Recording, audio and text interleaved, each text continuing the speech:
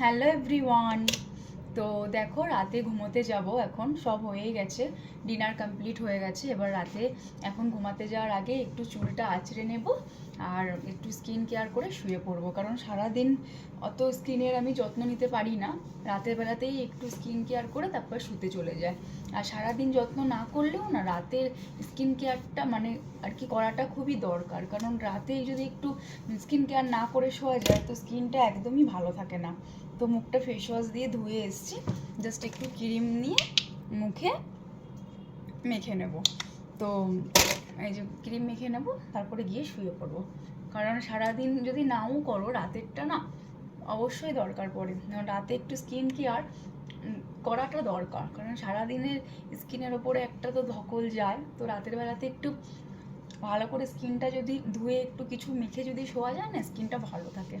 তো আমি রাতের বেলাতে স্কিন কেয়ার করতে একদমই ভুলি না, এটা আমার অভ্যাস, একদম রাতে আমি স্কিন কেয়ার করবই।